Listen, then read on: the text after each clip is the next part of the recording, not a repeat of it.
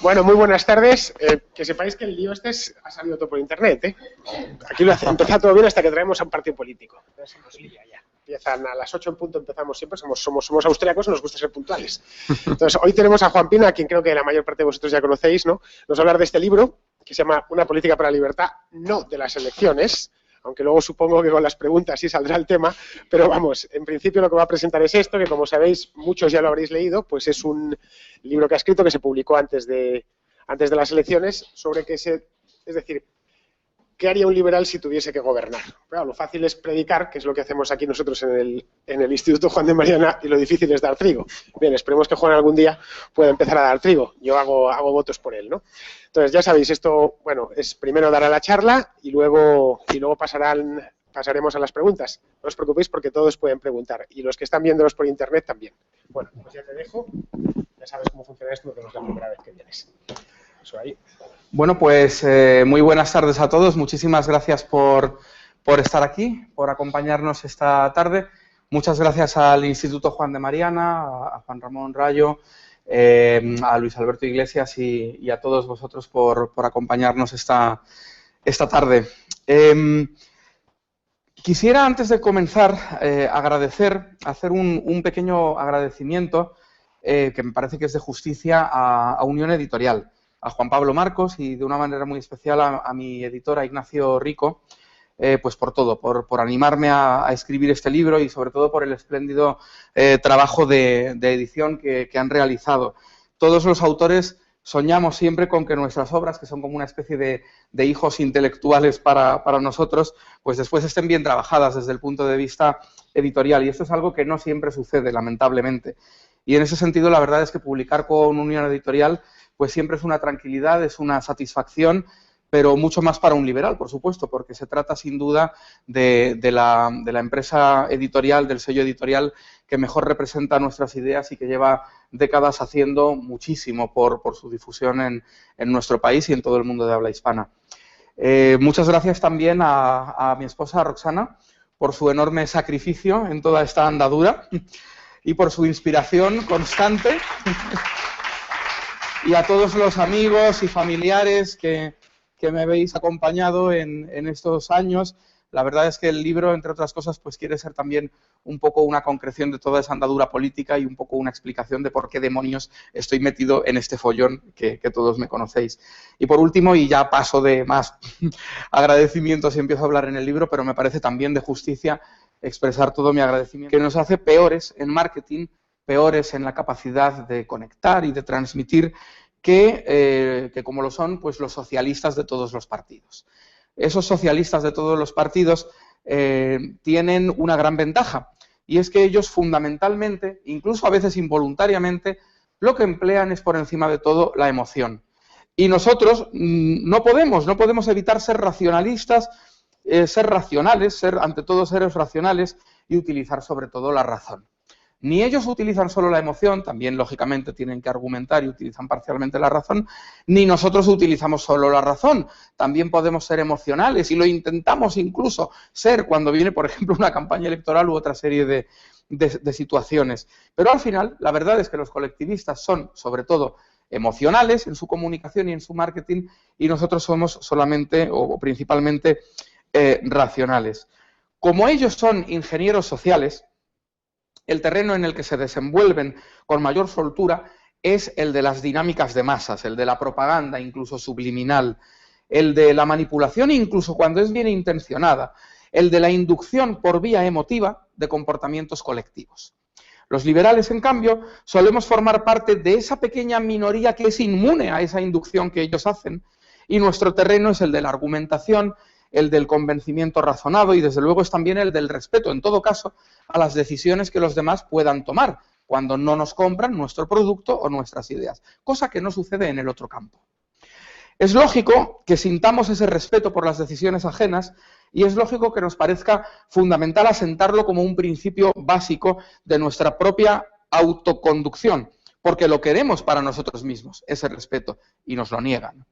Es también lógico que quienes desprecian su propia libertad y están dispuestos a cambiarla por cualquier cosa, por un poco de seguridad, por un poco de orden, por un poco de igualdad, por unas habichuelas, pues no tengan en alta estima la libertad ajena, por ejemplo, la nuestra. Nosotros no buscamos uniformizar, homogeneizar, alinear a los demás. No entendemos a los otros seres humanos como instrumentos de un plan, de nuestro plan, sino que los entendemos como dueños soberanos de sus propias vidas, que son libres de impulsar sus propios planes. O en palabras de Ayn Rand, entendemos al individuo como un fin en sí mismo, como un fin en sí mismo. Y esto es lo realmente revolucionario de nuestras ideas. El ser humano no está supeditado al plan de nadie, ni de los estados, ni de los dioses, ni de sus semejantes, ni del resto de la sociedad. No está supeditado al plan del colectivo, ni está supeditado al plan de aquellos que interpretan al colectivo, que es lo que realmente al final suele ocurrir en los sistemas estatistas, como el sistema en el que vivimos. El individuo no es una pieza inerme y subordinada del engranaje social. Su actuar le pertenece en exclusiva, sus fines los decide él. Su soberanía personal es prioritaria y superior a cualquier otra cosa. Y cualquier cesión que pueda ser necesaria de esa soberanía para poder coexistir en comunidad debe ser tan reducida, tan consciente y tan voluntaria como resulte viable. Los colectivistas, en cambio, sí buscan alinear, o yo diría en realidad que buscan alienar, y para ello generan artificialmente todo tipo de emociones, buenas y malas, emociones como el odio, pero también a veces el respeto, la solidaridad, la indignación, el temor, el orgullo, y con todas esas emociones que generan y que inducen a la sociedad a sentir, lo que hacen es justificar, legitimar, hacer que se requiera la acción interventora de un poder superior y planificador que ellos ya ostentan o que aspiran a conquistar. Ese es un mecanismo simple, ramplón, pero las masas pican una y otra vez, hasta el infinito. El poder, el Estado, les pone un palito y las masas, asustadas, asustadizas, necesitadas de un conductor que las pastoree, tardan entre 1 y 2 nanosegundos en subirse al palito. Es impresionante, lo hacen una y otra vez. Y eso fue, por ejemplo, lo que pasó hace ahora unos 3 años y 2 meses, cuando las plazas de toda España y de parte del resto del mundo, porque hasta exportamos el fenómeno, se nos llenaron de lo que se llamó indignados. En el libro critico la candidez, la ingenuidad extrema de esos indignados que prácticamente lo que hicieron fue organizarse y reunirse en esas acampadas para decirle al Estado: oye, mira, Estado, lo has hecho fatal, lo has hecho rematadamente mal, así que ahora toma más poder todavía y esta vez hazlo bien. Bueno, esto por supuesto es justo lo que la élite estatal quería oír, por supuesto. Paradójicamente, lo que sucedió fue que las víctimas del desastre económico provocado por el estatismo y concretamente por el sistema socialdemócrata generalizado y transpartido que padecemos en Occidente y especialmente en Europa, en todo el continente europeo desde los años 40-50, desde los 70 en el caso de la península ibérica, pues se organizaron para pedir aún más socialdemocracia. Y los políticos, naturalmente, se frotaron las manos, mientras el camping urbano de la Puerta del Sol representaba con gran éxito de público y crítica toda una liturgia vistosa, colorista y completamente inútil. La verdad es que sí, que a corto y medio plazo los políticos del sistema se frotaron las manos ante estos indignados tan candorosos y ante su Spanish Revolution, como la llamaron en aquellos días, que resultó ser una revolución de juguete. Qué diferente, por ejemplo, nuestra Puerta del Sol del Euromaidán de Kiev. Qué diferente. Lo nuestro fue una catarsis de terapia de grupo, un burdo psicodrama destinado a disolverse como un azucarillo. No, la verdad es que los guardianes del estatismo no temieron a corto plazo aquello y lo aprovecharon. Todos, en todo el espectro político. Pero a largo plazo las cosas creo que son diferentes. Y esa es la esperanza que me mueve. Yo creo que en términos históricos, el consenso socialdemócrata del que nos advirtió ya Friedrich von Hayek en los años 40, cuando empezó a hablar del camino hacia la servidumbre que íbamos a recorrer, y del que después dio fe en los años 70 y 80 el sociólogo anglo-alemán Ralph Dahrendorf, pues ese modelo, ese consenso socialdemócrata, creo que en términos históricos está agotado. El estado del bienestar está agrietándose, amenaza ruina, y la verdad es que no lo hemos vencido los liberales, ni tampoco ningún otro enemigo externo al sistema. Se ha vencido él a sí mismo, porque su peor enemigo es el propio sistema. Lo que le está pasando en definitiva a la socialdemocracia asistencialista, al Estado nodriza, al Estado paternal, maternal, bonachón, protector, al hiperestado que padecemos en todo el mundo desarrollado, es lo mismo que ya le pasó, por ejemplo, al socialismo real al otro lado del telón de acero. Pues que está al borde del precipicio, flirteando con el desastre, coqueteando con la implosión, sencillamente porque es económicamente insostenible. Un modelo que está basado en el endeudamiento extremo y sin freno no puede sostenerse eternamente y antes o después tendrá que colapsar. Un sistema que transfiere sistemáticamente no ya los recursos materiales, sino la propia responsabilidad y creatividad desde la sociedad civil a la que se le hurta al Estado, que pasa a ser quien la gestiona y ejecuta, pues tiene los días contados, porque es obvio que la fatal arrogancia que decía Hayek siempre, inevitablemente, se salda con una merma de creatividad, de innovación, de capacidad de resiliencia, por ejemplo, de levantarse cuando hay un problema generalizado, y al final, pues es un sistema que no va a poder continuar eternamente así. Nos parece que va a ser eterno porque hemos nacido en él y porque era el sistema que tenían ya nuestros padres, pero si lo miramos en términos históricos, no es el sistema que ha habido históricamente siempre, es un sistema que lo que hace es que al término de la Segunda Guerra Mundial, cuando viene el momento de restaurar las democracias, no las restaura, sino que lo que hace es instaurar algo nuevo y le incorpora toda una serie, y le enchufa toda una serie de contenidos nuevos a la democracia que antes de la Segunda Guerra Mundial, en el periodo de entreguerras o antes, no había tenido, y crea una democracia nueva que es la socialdemocracia.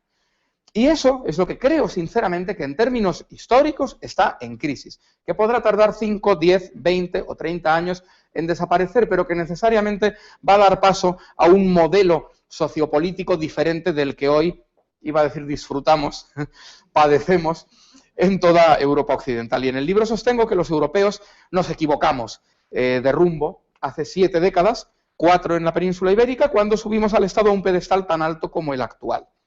Y que ya va acercándose el momento en el que no nosotros contribuiremos, pero sobre todo la realidad va a bajarlo de ese pedestal. Está llegando el momento de un cambio de modelo, de un cambio de paradigma. Y la cuestión que surge, por supuesto, es, bueno, ¿y entonces qué va a venir después de esta socialdemocracia generalizada? ¿Qué va a ser lo siguiente? Y a mi juicio solamente existen 2 posibles respuestas. Una de ellas es verdaderamente terrible y estamos viendo que pudiera ser el camino. Lo estamos viendo en algunos países y lo estamos viendo en algunos resultados electorales de aquí, de Europa, al norte y al sur. Y esa respuesta es, pues más Estado aún. Si el hiperestado socialdemócrata no funciona, vayamos hacia más Estado todavía. Esa es una de las posibles respuestas. Incluso mediante el retorno de los tipos de autoritarismo y de totalitarismo de diversos colores y sabores que ya conocíamos, pues más o menos actualizados, más o menos adaptados al siglo XXI. Las elecciones del domingo pasado han demostrado lo real que es esa amenaza, incluso en Europa e incluso en España, como todos podemos imaginarnos. La otra respuesta a la pregunta, sin embargo, de qué vendrá después de la socialdemocracia, es a mi juicio una respuesta mucho más esperanzadora. Puede venir por fin, en términos históricos, no digo mañana, un modelo de menos Estado, incluso de mucho menos Estado. En este momento histórico, lo que se abre ante los europeos y ante los occidentales en general es una ventana de oportunidad particularmente ilusionante para muchos de nosotros. Tenemos ante nosotros, por fin, la posibilidad de que nuestras sociedades empiecen a desandar el camino de servidumbre que Hayek denunció tan acertadamente. Es posible emprender por fin la senda que conduce hacia menos Estado, pero no porque así lo queramos los liberales, que somos una débil minoría en el modelo actual y que por lo tanto carecemos de la fuerza para impulsar nosotros esa evolución, si podemos contribuir a ella, sino porque ese modelo es el coherente con la que creo que es nuestra mayor aliada, y muchas veces ni siquiera somos tan conscientes de ella, que es la estructura social y cultural que sin lugar a dudas, a mi juicio, cabe esperar de una era con tan grandes avances en la tecnología de la interrelación entre los seres humanos y de la interconexión y de la comunicación entre los seres humanos. Porque todos esos avances hacen cada vez menos necesarias en todos los campos, desde los negocios hasta la cultura, funciones como son la intermediación, la delegación y la representación. Estamos ante la punta del iceberg de un proceso de cambio de la red social profunda, un cambio revolucionario que lo que hace es empoderar a los individuos, al individuo, impulsando un ordenamiento espontáneo y desintervenido de las relaciones y de las interacciones que se dan en la sociedad. ¿Y cuáles son, en buena lógica, las consecuencias de ese cambio para la política? ¿O es que alguien piensa que la política va a ser inmune a esa transformación que afecta a todo lo demás, que está sepultando, pues, en los negocios, por ejemplo, a la agencia de viajes, por poner un simple ejemplo? En la cultura, pues a las discográficas, por poner otro ejemplo más. Esa transformación que hace que los nodos que antes eran de paso obligatorio, que había que transitar por fuerza para interconectar a las personas y a los grupos espontáneos y voluntarios de personas, ya no sean necesarios, lo que hace es desjerarquizar de una manera enorme toda la sociedad. ¿Y cuál es la expresión política de eso? Bueno, pues la expresión política de eso a lo mejor es que cuando nuestros indignados, de cualquier color político incluso, dicen a los políticos, no nos representáis, no nos representan, ese famoso grito de no nos representan que hemos oído estos últimos 3 años en España tanto, a lo mejor lo que pasa no es que no nos representen unos señores concretos, a lo mejor lo que falla es la representación en sí, a lo mejor es que en un modelo en el cual telemáticamente podemos ser tan libres, no tiene sentido que la política sea ajena a ese cambio de la red social y siga estando basada en unos nodos y en una jerarquización entre nodos que hoy es cuestionada por la tecnología que induce la cultura, porque la tecnología siempre induce la cultura. Es decir, cuando hace 8.000 años surge la escritura y la gente es capaz de dibujar las ideas y los conceptos y pasarlos de una persona a otra y hacerlos permanecer en el tiempo, eso provoca un cambio cultural brutal, enorme. Y hace que esa tecnología, ese cambio tecnológico, es el que induce un cambio cultural. Cuando en el siglo XVI es Gutenberg el que inventa la imprenta de tipos móviles, lo que se produce también es un cambio cultural derivado de la tecnología. Y ahora estamos ante una revolución tecnológica tan inmensa que sus consecuencias culturales no pueden ser desdeñadas. Y esas consecuencias culturales, incluso antropológicas, a lo que nos llevan es a un cambio de paradigma en todo. En los negocios, en la cultura y, por supuesto, en la política, le guste o no le guste a la casta. ¿Cuáles son esos cambios? Pues yo creo que es lógico pensar que vamos a largo plazo hacia mucho menos Estado, por más que las resistencias hoy sean formidables por parte de los gestores de los Estados, que se revuelven como gato panza arriba contra esa evolución que intuyen y que temen, y que tratan por todos los medios de salvar los muebles del modelo actual. De hecho, los acontecimientos cotidianos en todo el mundo, en el día a día, en cada Consejo de Ministros aquí en España, en cada declaración que oímos a los políticos en todo el mundo, parecen ir en el sentido contrario al que yo estoy diciendo, parecen augurar un futuro en el que el Estado cada vez sea más fuerte y más poderoso. Mientras, en cambio, las fuerzas profundas que impulsan la evolución social, cultural, pues contradicen ese augurio y nos hablan en un futuro a un plazo más medio, más largo realmente, pues de sociedades mucho más horizontales, con un papel mucho más relevante y mucho más autónomo de cada ser humano, de cada individuo. Y si eso es así, si vamos en términos históricos hacia menos Estado, entonces los liberales pedimos la palabra. Porque somos los que sabemos de eso, porque somos los que lo llevamos impulsando y reclamando durante pues toda nuestra vida y desde hace muchas generaciones, porque somos los que podemos explicar a una sociedad enferma de colectivismo, atemorizada por el colectivismo y por el miedo a qué pasará después de la socialdemocracia, que no pasa nada, que ese camino es mejor, que la libertad no tiene cuernos ni rabo, que no es merecedora de temor sino de ilusión. En un mundo cuya tecnología nos pone en bandeja nuestros objetivos, porque hace que la red social ya no sea descentralizada, sino distribuida, ya sea una malla desjerarquizada, lo peor que podría sucedernos a los partidarios de la soberanía personal sería que al final terminaran siendo los colectivistas los que gestionaran el postcolectivismo. Y yo creo que no podemos permitirlo, porque sería un error garrafal que nos podría llevar en un movimiento pendular de vuelta a la casilla de salida.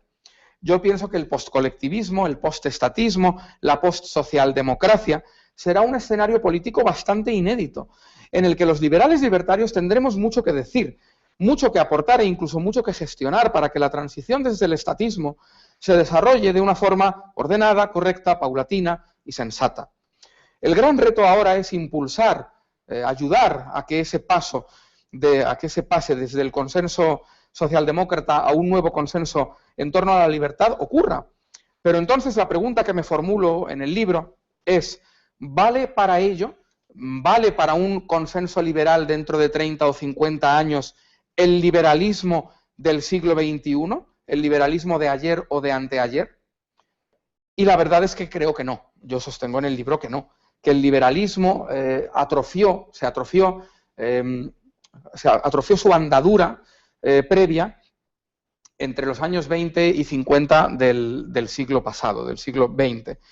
Se atrofió a causa de que el choque entre colectivismos totalitarios incluso le dejó en una situación verdaderamente terrible y después quedó aletargado porque al término de la Segunda Guerra Mundial, cuando se restauran las democracias y lo que se hace en realidad, como decía anteriormente, es instaurar las socialdemocracias, pues los liberales se cohíben ante eso, lo aceptan por el miedo a lo que había al otro lado del telón de acero que estaba aquí al lado y dicen, bueno, a lo mejor tenemos que contemporizar con los conservadores por un lado y con los estatistas de izquierda por otro lado, y para evitar en una situación en la que hay una guerra fría, en la que por un lado está Estados Unidos y por otro lado está lo que hay al otro lado del telón de acero, bueno, hagamos en Europa algo intermedio que sea más social. Bueno, el resultado todos lo estamos viendo, ¿no?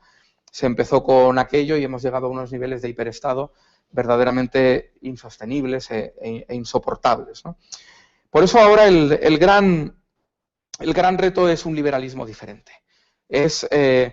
Yo creo que el liberalismo convencional se quedó en esos años 40-50, después de la Segunda Guerra Mundial en toda Europa, reducido al papel de un actor secundario en la comedia dirigida y protagonizada por los socialdemócratas de izquierdas llamados socialdemócratas y socialdemócratas de derechas llamados democristianos. Porque en definitiva eso es lo que ha habido en Europa. CDU, SPD en Alemania, PP-PSOE aquí, 30 años después cuando murió Franco, ¿no?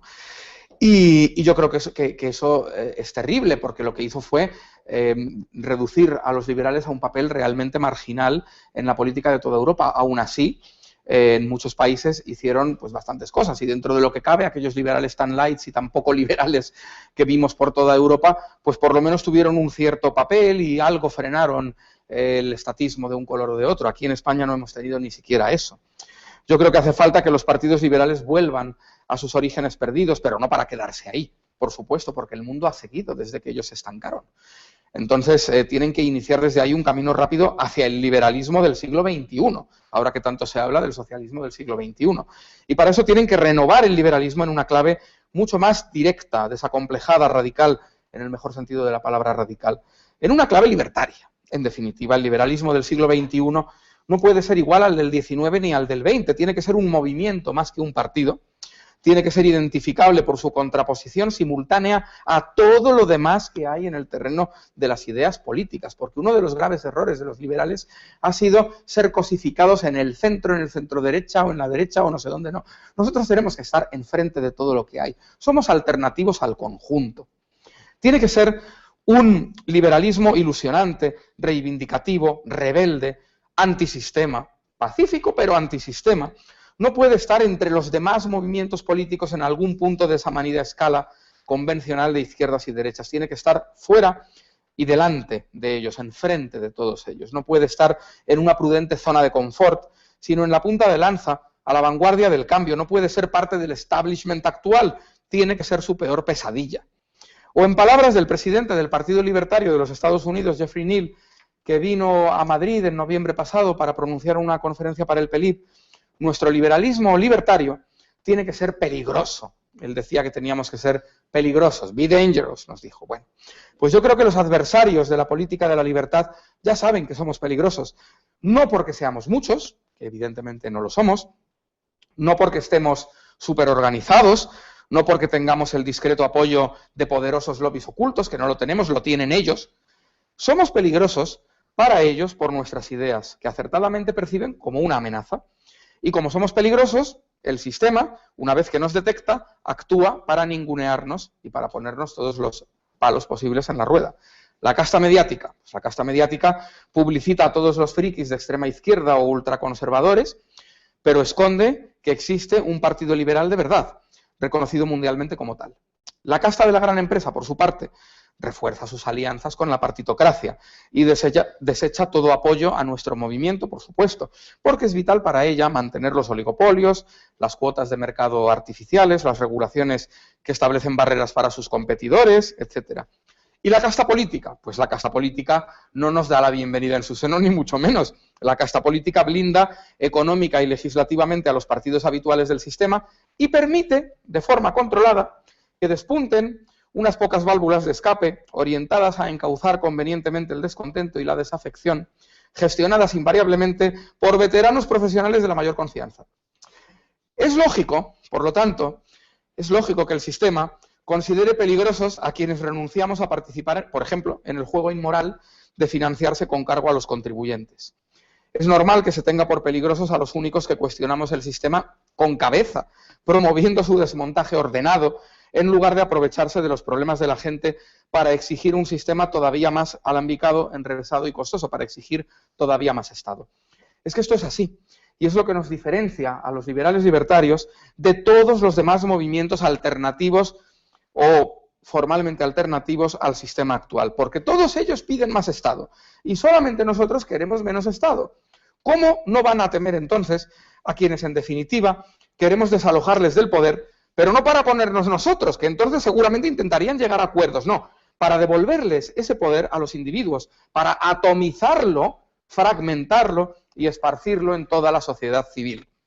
En la tercera parte del libro, que es la más extensa, he procurado trazar todo un programa de cambios desde la política alternativa, porque muchas veces se nos dice que somos muy teóricos. Bueno, pues ahí están toda esta parte final del libro, tema por tema, en economía, en cultura, en sociedad, en todas las cuestiones, ideas para transitar desde el modelo actual a un consenso liberal, ideas para ir desmontando de una forma ordenada, paulatina, para llegar a un sistema en el cual, pues bueno, podamos pasar a una situación de menos Estado y más libertad.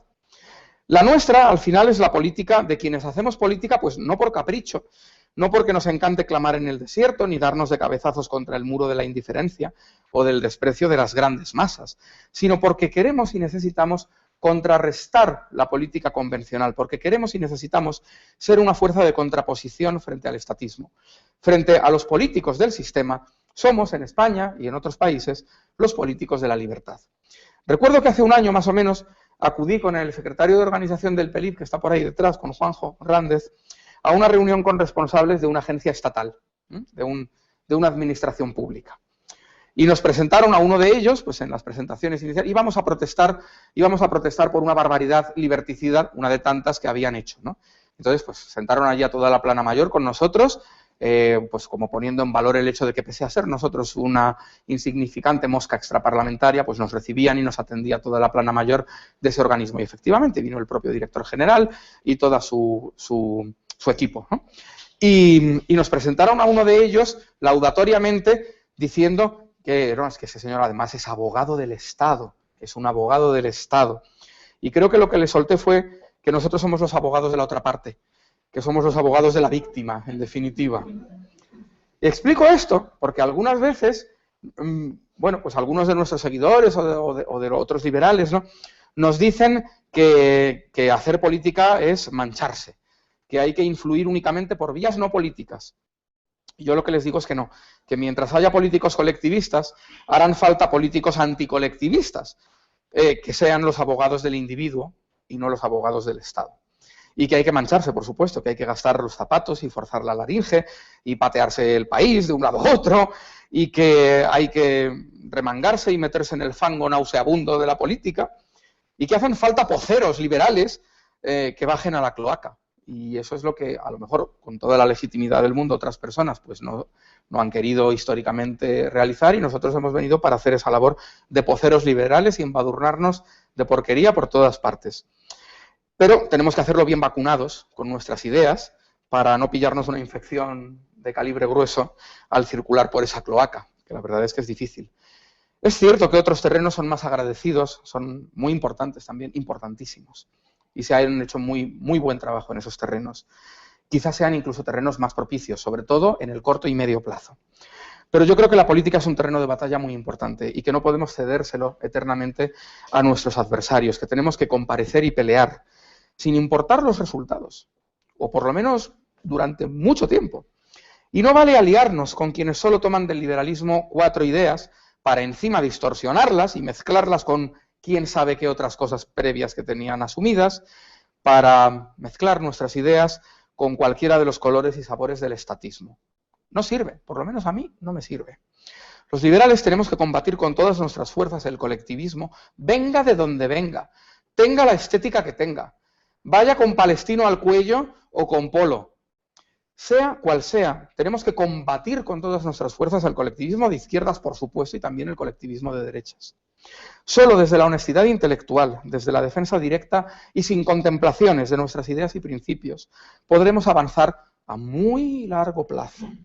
Es un camino duro, jalonado de todo tipo de sinsabores y de, bueno, pues momentos en los que flaquean las fuerzas, la moral, y uno pues piensa que ha llegado el momento de tirar la toalla. No ha llegado, nunca ha llegado el momento de tirar la toalla. No nos hemos ganado el descanso, ni creo que nos lo ganemos en mucho tiempo. Es un camino durísimo y yo pienso que sobre todo es muy duro porque no hemos heredado nada de las generaciones anteriores de liberales. Hablo ahora del caso concreto de España. Lamentablemente, esto es así. No nos han legado prácticamente nada, ni organizaciones, ni partidos, ni un mínimo trabajo previo en esta sociedad que ha alcanzado unos niveles de culto al Estado realmente pavorosos en comparación incluso con los países equivalentes en Europa, donde sí que se ha hecho trabajo, bueno o malo, poco o mucho, pero algo se ha hecho. Aquí no han hecho absolutamente nada, tuvimos que empezar de cero. Y en realidad para mí, y creo que para muchos de los presentes, trabajar por la libertad es un camino que dura toda la vida, toda la vida. Con este libro he querido también abrir un poquito esa vida, esa militancia, a todas las personas que sienten curiosidad pues por mí mismo o por nuestro pequeño pero decidido movimiento. Yo creo que pasarán las personas, pasarán los responsables, serán otras las personas que estén al frente de las organizaciones, cambiarán las propias organizaciones, sus denominaciones, las plataformas, los cauces y vehículos concretos de nuestra acción, pero quiero creer que hay algo que cambió el 2 de julio de 2009 cuando 4 personas decidimos constituir el primer partido liberal libertario de la historia de España. Y creo que lo que cambió fue que pusimos sobre la mesa una voluntad inquebrantable de hacer política contra la política convencional, o si lo queréis expresar así, de hacer antipolítica. Lo que cambió fue que bajo la forma de un partido político empezamos en realidad a conformar pues todo un movimiento cívico liberal libertario y bueno, lo pusimos sobre la mesa hoy en día es internet, obviamente, para ver qué pasaba, para ver si había mercado, para ver si había gente que quisiera sumarse a ese esfuerzo. Y resulta que hay mercado. Resulta que ya somos pues más de 1000 personas en toda España, multiplicados por 10 en las urnas, 30.000 seguidores en las redes sociales y cuantitativamente pues sí es muy poco, claro que es muy poco, pero es real, es una base cierta, es muchísimo más de lo que nunca había habido antes desde 1975, porque además es realmente liberal. Y cuenta con el apoyo de todos los partidos liberales del mundo, como su homólogo en España, pese a quien pese, moleste a quien moleste. Y también hay otro cambio que se produjo a raíz de aquel 2 de julio de 2009, en los años siguientes, y es que el referente político, eso me parece importantísimo, el referente político del liberalismo ha dejado ya de estar en manos de una pequeña minoría de estirados patricios, de gente encorsetada, moderada hasta la exasperación, acomodada al sistema, y ha pasado a estar configurado hoy, pues yo qué sé, por gente como por ejemplo los amigos de Students for Liberty, o como las bases del PELIP, o como mucha otra gente que está por aquí, ¿no? Y que, bueno, pues son fundamentalmente jóvenes, una media de edad por debajo de los 28 años, jóvenes inconformistas, sin pelos en la lengua, sin deudas ni ataduras de ningún tipo, sin mordazas intelectuales, sin responder a un determinado fenotipo social o socioeconómico, no. Gente normal, gente de la calle, gente liberal. Y eso sí, con una calidad humana y política, a mi juicio, inmejorable. Gente a la que nos debemos y a la que le debemos absolutamente todo y por la cual no podemos permitirnos descansar. En España, el liberalismo libertario de hoy no le debe nada, como decía, a las generaciones de liberales de la transición, que nada nos legaron. Pero hemos llegado para quedarnos, a pesar de quien pese. Y como no dependemos de resultados electorales concretos, seguiremos aquí mientras los partidos del sistema y todas las nuevas marcas blancas, los outlets calculados para desaguar el descontento, pues vienen y van y aparecen y desaparecen y hacen sus psicodramas y invierten una barbaridad y luego no sacan nada. Bueno, en fin. Chi va piano va lontano, dicen en Italia. Sí, efectivamente, quien va despacio suele llegar bastante lejos. Y muchos no habrían imaginado en aquel 2009, recuerdo los tiempos cuando éramos 30 o 40 personas, y lo escondíamos, claro, tratábamos de maquillar aquello como podíamos, ¿no? O en aquel 2010, cuando se hizo el Congreso Fundacional, pues ya con personas de 14 provincias diferentes, yo creo que poca gente imaginaba que aquel embrión que observaban desde fuera muchos, con las cejas enarcadas, como si fuéramos un extraño insecto, mirándolo por encima del hombro, con una mezcla de empatía o de simpatía, pero al mismo tiempo también pues de escepticismo extremo, pues probablemente pocas de aquellas personas debieron de pensar entonces, en aquellos años, que estaríamos hoy donde estamos, que no estamos muy lejos, pero estamos avanzando, nadie nos lo puede negar. Nosotros ganamos todos los días las elecciones que de verdad nos importan. Ganamos todos los días las elecciones individuales de cuantas personas se acercan a nuestras ideas, comparten nuestros argumentos, se suman a la causa liberal, comienzan a trabajar con nosotros o por su cuenta, por menos Estado y por más libertad. Cada voto liberal es un voto orgulloso y consciente y para nosotros vale muchísimo, porque nos afianza, nos alienta, nos va consolidando poco a poco, nos hace seguir adelante. No nos importa lo más mínimo, por lo menos a mí no me importa lo más mínimo, no ser el partido del 99,94% de los electores del domingo pasado, no me importa nada. Me importa, en cambio, y me importa muchísimo, las 9.964 personas que tras concurrir por vez primera en toda España podemos considerar hoy como la base de nuestro movimiento político en todo el país, cosa que hasta el domingo pasado no teníamos más que en 2 provincias. Esto no ha sido un punto de llegada, sino apenas el inicio, después de 5 años, sí, pero apenas el inicio de un largo recorrido que dura una vida entera, para quienes quieran estar en esta causa. En una política para la libertad he intentado pues compendiar también el contenido programático de ese movimiento, de esa causa, de ese larguísimo plazo de muchas décadas para todos nosotros o para los que quieran acompañarnos. Yo espero que a los liberales el libro les resulte ameno y les ayude en esa necesaria y creo que urgente divulgación de nuestras ideas. Espero también que a quienes se sienten tentados por el liberalismo, están ahí a ver si vienen a nuestro movimiento, a nuestra secta incluso, o no vienen, pues que este libro termine de inclinarles de nuestro lado, que se pasen a nuestro lado, al lado oscuro, que se pasen al lado oscuro para ser ellos también dangerous, peligrosos, como decía Jeffrey Neal.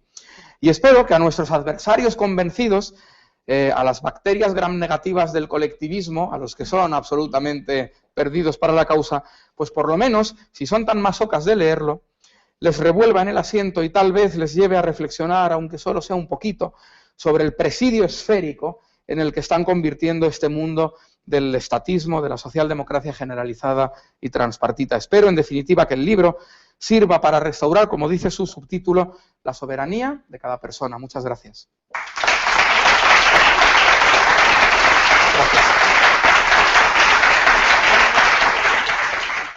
Y quería preguntarte una cosita. En el escenario que nos has planteado a medio plazo, el desmontaje del estado del bienestar aparentemente es lo menos difícil que puede ocurrir.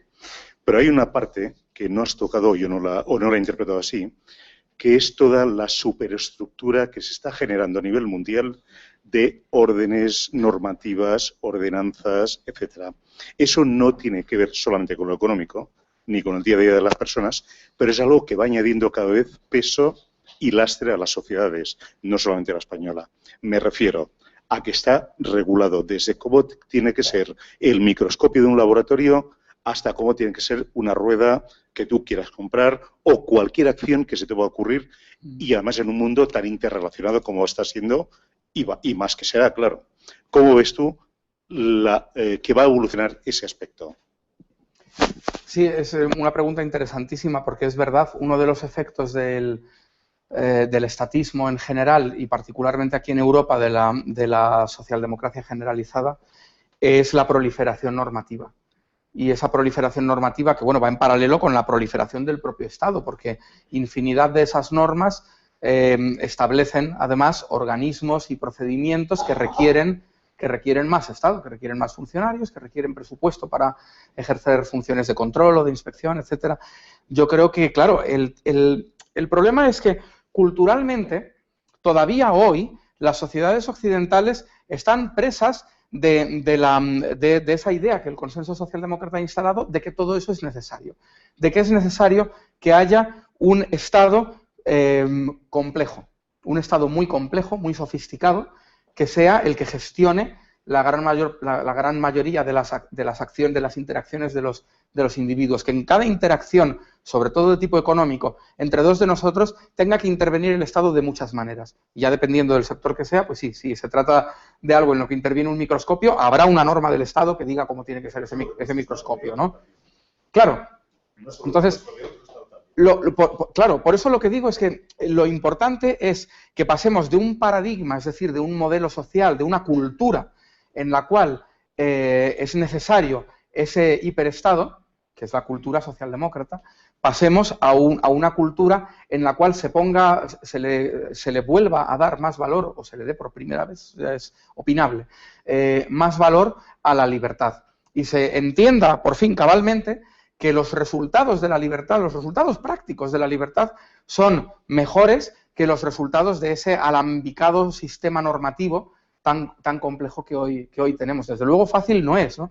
Y es verdad, tienes razón, yo creo que es más sencillo el desmontaje del estado del bienestar como tal que de toda esa red normativa tan terrorífica en la que hemos llegado a caer.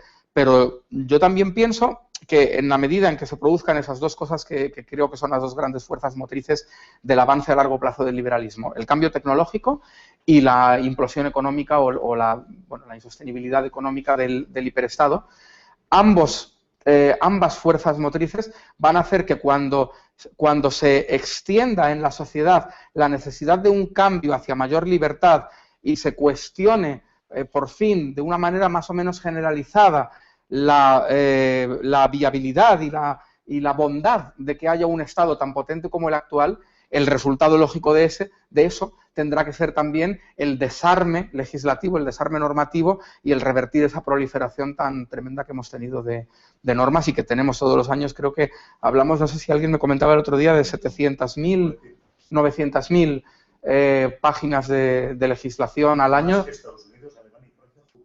No, es brutal, es algo absolutamente desproporcionado. Desproporcionado, pero sí, o sea, en España, como casi todo lo malo que nos pasa, solemos ser buenos en lo malo, somos mejores en lo malo que otros, ¿no? Pero es un problema general, al final es un problema general. El problema es ese, el haber entronizado al Estado, el haber colocado al Estado en los altares, en pedestales elevadísimos y el hacer que para cualquier problema grande o pequeño, generalizado o localizado, la solución sea pedir más Estado. Claro, pides más Estado, pides más leyes. Y el Estado encantado, porque al pedir más leyes y más normas estás pidiendo más funcionarios y más presupuesto. Es verdaderamente terrible, ¿no? Es un mecanismo perverso. En esto de las normas, aparte de que hay 900.000 páginas, hay en español, en gallego, en castellano, en vasco, en fin, que ya es el despelote. Sarkozy decía una vez, cuando estaba en Francia gobernando, que no quería una norma francesa que saliese a la luz si no se cepillaba dos normas anteriores. Exactamente. Entonces, el otro día yo quería hacer algo en la instalación eléctrica y empecé a mirar normativa y siendo profesional de la ingeniería me quedé pasmado.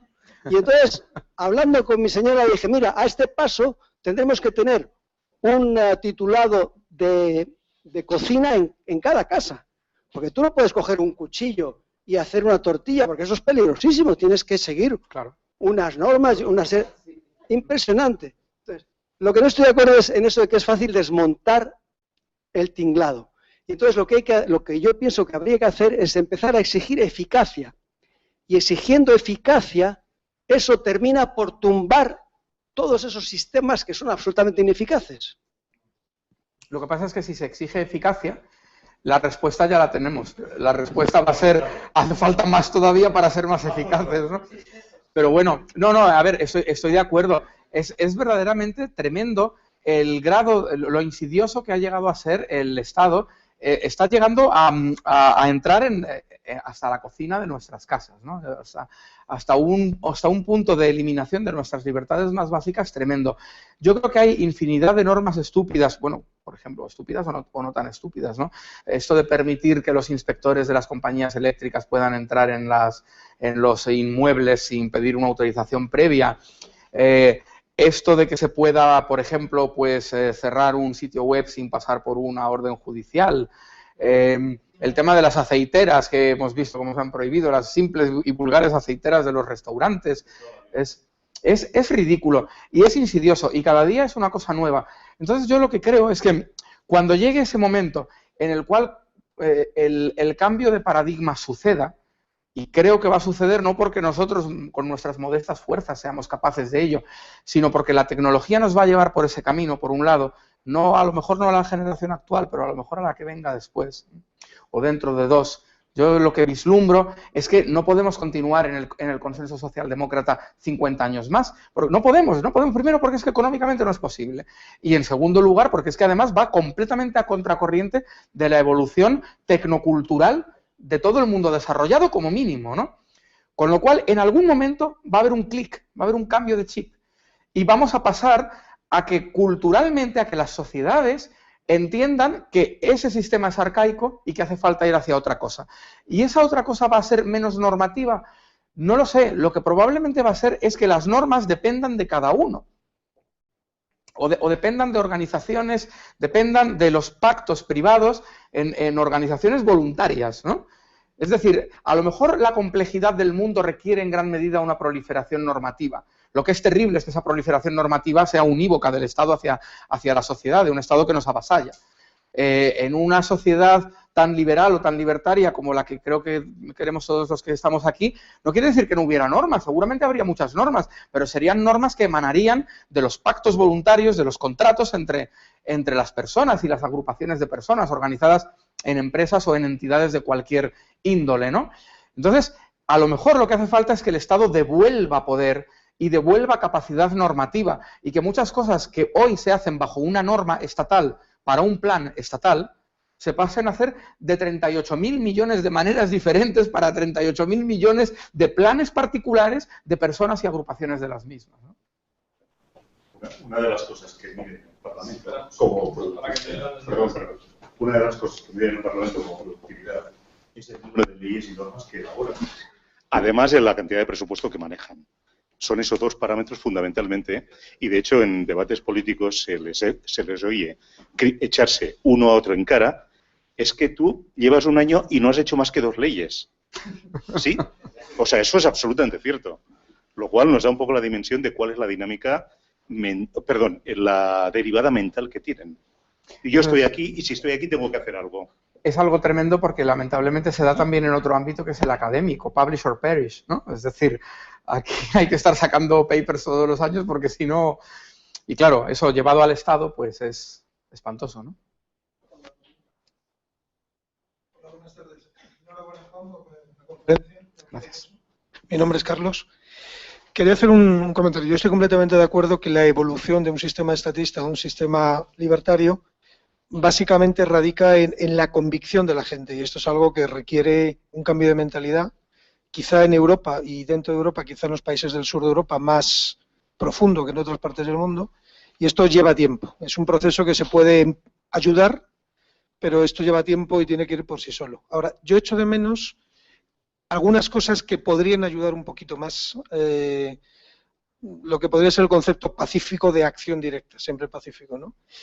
Y voy a citar una cosa que yo echo de menos particularmente en España y que en otros ámbitos, sobre todo de culturas más sajonas o anglosajonas, existe más, que es un uso mucho más radical del sistema judicial. Es decir, al propio sistema se le puede atacar desde dentro. Me explico. Yo estoy convencido de que, hemos hablado de la proliferación normativa, yo estoy convencido de que hay muchas, no soy jurista, pero por simple sentido común, yo estoy convencido de que hay muchísimas normativas que no sé si son necesarias o no, pero que son, en el caso de España, yo creo que vulneran el propio sistema ordenamiento jurídico de España, incluso algunas puede que sean anticonstitucionales. Por ejemplo, recientemente hemos visto a Ana Mato, la famosa del Jaguar, ¿vale?, que ha sacado una ley que regula cómo tienen que comportarse los niños en las casas. Sí, Bueno, yo estoy convencido de que eso es aparte de una estupidez, creo que estoy convencido de que es anticonstitucional. Incluso va en contra del propio ordenamiento jurídico, bueno o malo, pero del propio sistema socialdemócrata actual. Y como esa, que es bastante obvia, yo creo que hay, si nos ponemos a indagar un poco en diferentes sectores o un poco en la normativa, seguro que encontraríamos docenas, cientos de ejemplos. Con esto quiero decir, yo echo de menos que exista, digamos, y por otro lado quería decir que en España la justicia es lenta, está manipulada, pero personalmente creo que funciona. De hecho, estamos viendo cosas que lenta, mal, tarde, pero de vez en cuando la justicia te da alguna sorpresa. De vez en cuando encuentras algún juez pirado por ahí, con todo respeto, pues que lleva cosas de efectos, y ocurren cosas.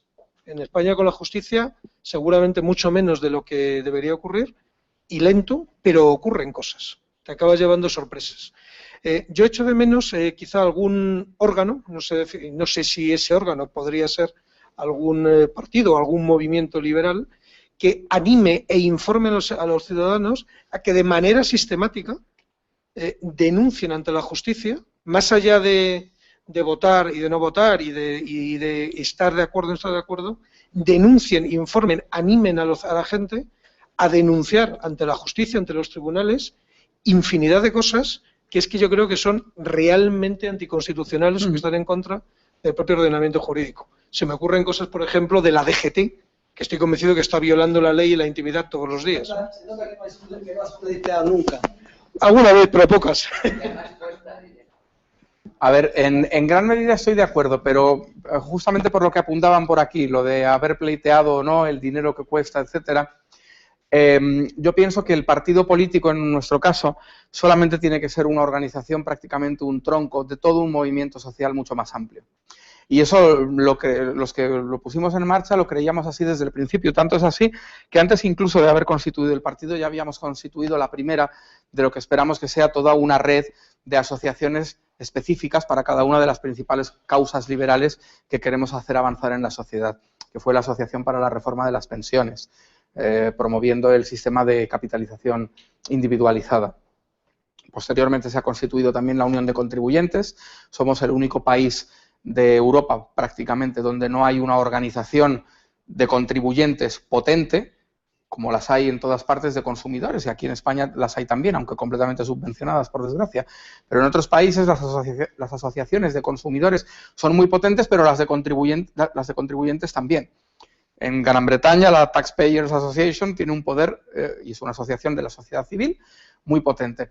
Yo creo que desde un movimiento general liberal libertario, donde hay un partido político, pero puede haber diferentes asociaciones de diferentes tipos y fundaciones y organizaciones, pues más de tipo cultural, más de tipo reivindicativo, en causas concretas que los liberales asumimos, es desde donde se puede hacer esa labor que usted comentaba, que creo que es muy útil, porque el ciudadano indefenso, para pagar trabas, abogados, procuradores, armarse de paciencia para estar 3 o 4 años pleiteando contra el Estado que tiene todos los medios del mundo, etcétera, lo tiene muy difícil. Y lo que pasa es que estamos en una sociedad civil indefensa e invertebrada, como trato de comentar en el libro, muy invertebrada frente a un Estado completamente insidioso, alambicado y vertebradísimo. Entonces, o nos organizamos en entidades para desde ahí hacer esa labor jurídica, que me parece que puede ser muy viable y muy interesante, porque vemos como en otros países ocurre, y tratamos de poner contra las cuerdas al Estado en infinidad de casos concretos de personas concretas, o difícilmente podremos hacerlo por otras vías. Tiene que ser desde organizaciones. Y por eso yo invito a todos los presentes a que, bueno, cada uno en función de los intereses, de las causas que más les motiven, o de los intereses particulares que tengan, pues que se organicen en instituciones asociativas que defiendan unos intereses concretos, que sean causas liberales, que a lo mejor los demás podemos también compartir, y que actúen en la sociedad civil. Antes de pasarle el turno a Diego, te traslado varias preguntas de Twitter. Pregunta Susan, ¿no creéis que una de las claves a explotar son guiones de cine y humoristas y rostros famosos que hagan guiños liberales? Guiones de cine, por supuesto, sería magnífico. Ahora Estamos viendo la influencia que está teniendo y eso que se distribuye por cauces un poco fuera del mainstream, ¿no? Por ejemplo, la rebelión de Atlas, las 2 partes que van ya hechas y la tercera que está en ciernes y todo esto. Y me parece que es magnífico y ojalá hubiera muchísimo más de eso. En este sentido, por ejemplo, guiones de cine o, bueno, literatura en general, cultura en general, por supuesto, en Estados Unidos, por ejemplo, el movimiento libertario a lo mejor no es demasiado potente en sí mismo, pero sin embargo hemos visto siempre la importancia que tienen todos esos premios literarios, incluso en áreas de género o de ciencia ficción, etcétera, que han sido tan potentes en ese país, ¿no? Yo creo que la cultura es un ámbito que a veces los liberales pues no hemos tratado suficientemente y que deberíamos hacer más en él, ¿no? Y luego, por otro lado, en cuanto a figuras famosas, pues eso todo dependerá de que esas figuras famosas se quieran aliar con nuestra causa, y yo creo que también ese es un motivo por el que es muy importante toda esta reflexión que realizaba hace un momento, de que el movimiento tiene que ser un movimiento cívico en general, en el cual, por supuesto, hay pues un partido político en este caso, pero tiene que haber toda una nebulosa, por llamarlo de alguna manera, de asociaciones y de fundaciones y de organizaciones diversas que cada una en unos ámbitos concretos haga cosas, ¿no? Y desde luego esos ámbitos que comentan por Twitter pues me parecen muy relevantes. Te pregunta también el mismo autor, Susantes, dice, ¿hay un lobismo empresarial liberal capaz de organizarse? ¿Los empresarios españoles son liberales o prefieren tirar de BOE? Yo diría que en España no contamos, por desgracia, con un compromiso en general del empresariado con las ideas liberales. Envidio, por ejemplo, la acción tradicional de la patronal italiana, que en muchos casos ha sido pues, muy favorable para las ideas de la libertad económica. Aquí tenemos, lamentablemente, lo que comentaba anteriormente, de que la sociedad civil está invertebrada y el Estado está sobrevertebrado, pues se puede aplicar también al mundo empresarial. Tenemos un mundo empresarial que está prácticamente copado por las subvenciones, por la cultura de la subvención, por la cultura del éxito fácil. Aquí vemos, por supuesto hay muchas honrosas excepciones, ¿no? Pero vemos que una gran cantidad de los empresarios españoles, por desgracia, cuando se plantean un negocio, lo que se están planteando sobre todo, más allá de qué inversión van a hacer y qué ROI esperan, es a qué primo o a qué amigo o a qué cuñado tienen en qué administración pública para ver si o les da una concesión o un pedido público del producto o del servicio que sea para una administración pública, etcétera, etcétera, ¿no? Entonces, por desgracia, ese es uno de los factores que creo que funcionan mal, que en otros países hay una cultura de la empresarialidad mucho más desarrollada que en España y que aquí, por desgracia, o porque incluso el propio Estado también ha hecho que esto sea así, ¿no? En gran medida tampoco es culpa de nuestros empresarios y tenemos gente maravillosa, grandísimos emprendedores, ¿no?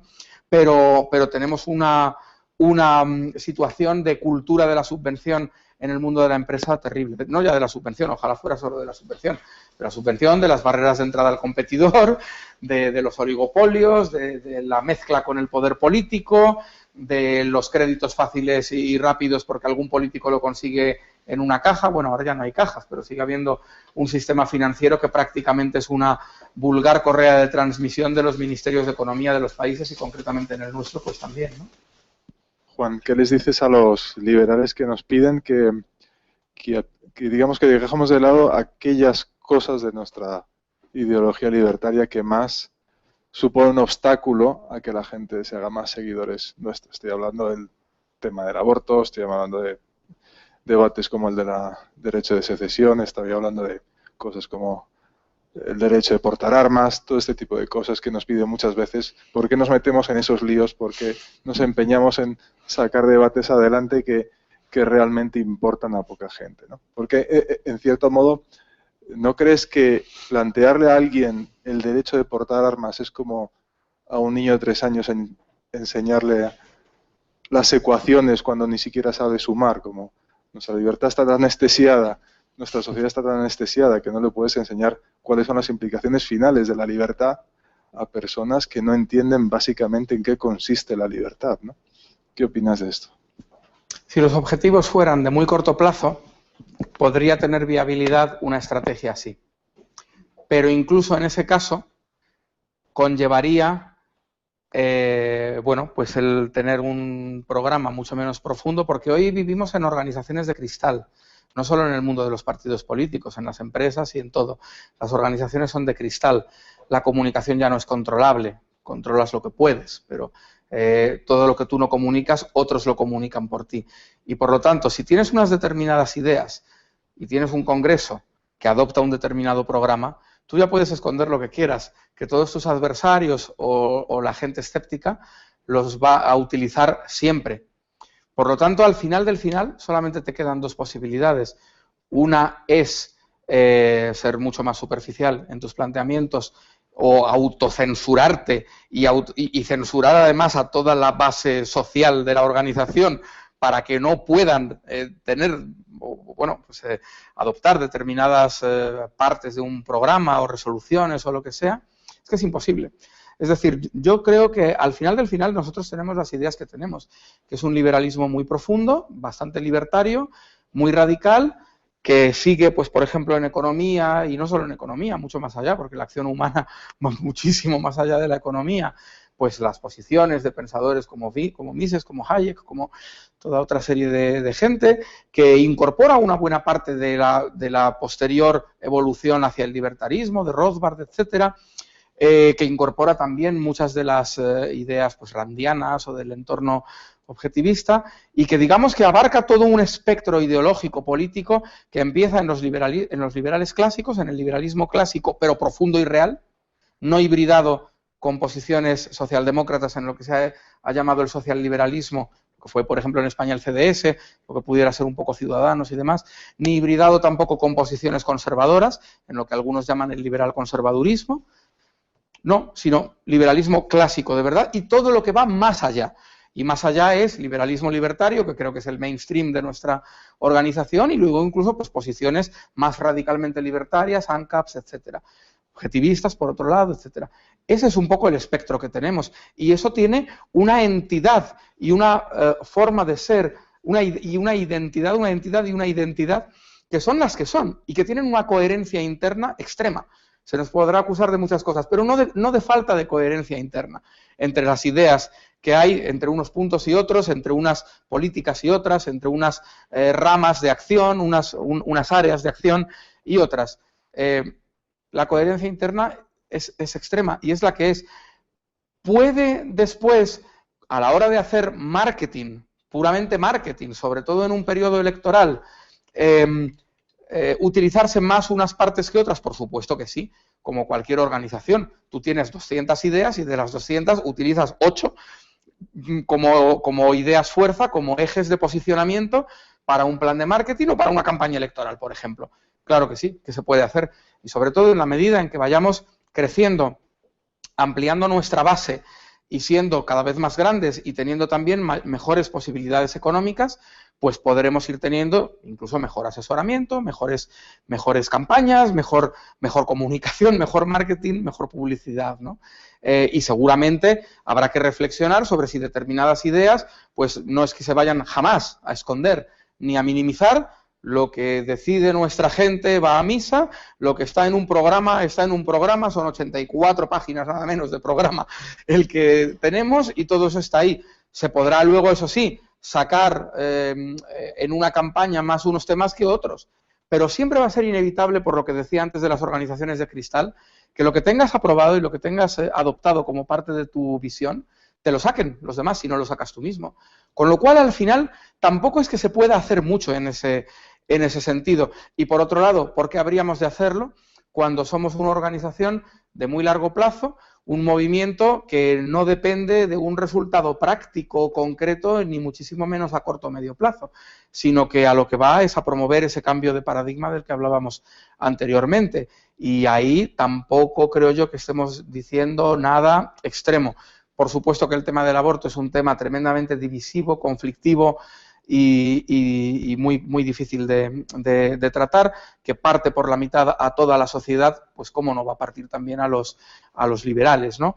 Y por eso es un tema que tenemos encapsulado y del que tratamos pues de no hablar demasiado y de, bueno, pues permitir que las diferentes opiniones se mantengan en un clima de cordialidad. Pero en todos los demás temas, en todos, sin excepción, en temas que pueden molestar al socialliberal de turno o al liberal conservador de turno, en todos ellos yo pienso que nosotros tenemos que tener las ideas que tenemos, porque con esas ideas tenemos una base de 9.644 señores. Muy bien, pero es que si nos deslizáramos hacia posiciones de hibridación con el conservadurismo o con la socialdemocracia, a lo mejor en vez de 9.644 tendríamos que 25.000, 50.000. Seguiría sin ser suficiente para los objetivos que algunos puedan ver como más inmediatos de llegar a instituciones, etcétera, y sin embargo estarían haciendo que gran parte del magnífico movimiento humano que estamos construyendo no se sintieran representadas. Por lo tanto, no tiene sentido, ni siquiera pragmáticamente. Es que no sería pragmático.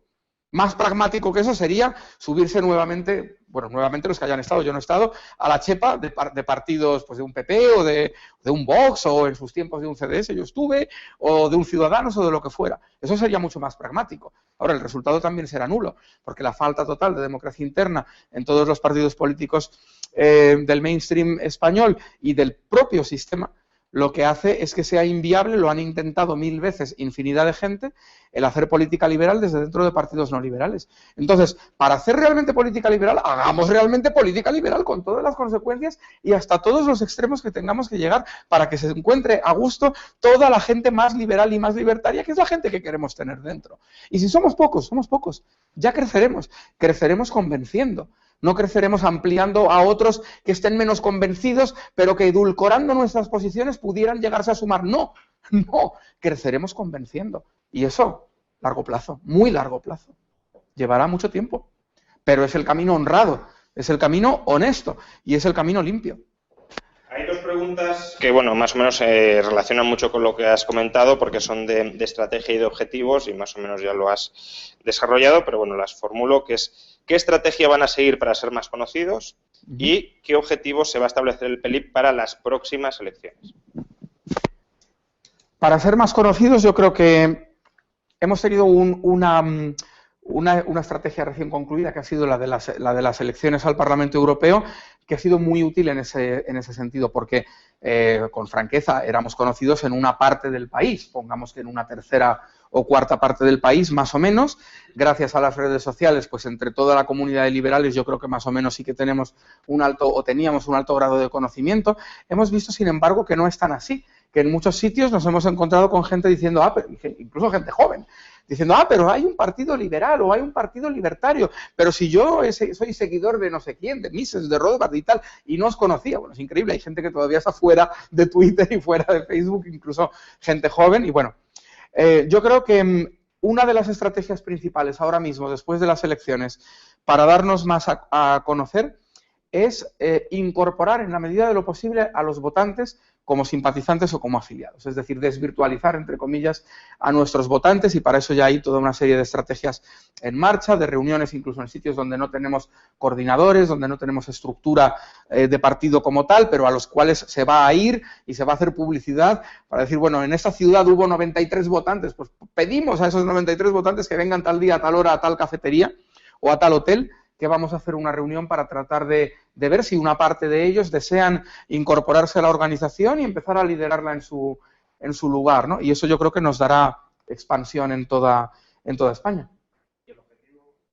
En cuanto al objetivo para las elecciones próximas, bueno, ahora mismo hay dos grandes objetivos. Uno son las municipales y el otro son las generales. Las autonómicas son particularmente complicadas para nosotros porque, bueno, por los requisitos, no voy a entrar en tecnicismos, pero por los requisitos jurídicos que las hacen difíciles. Aún así intentaremos concurrir allá donde se pueda, en algunos sitios concretos, ¿no?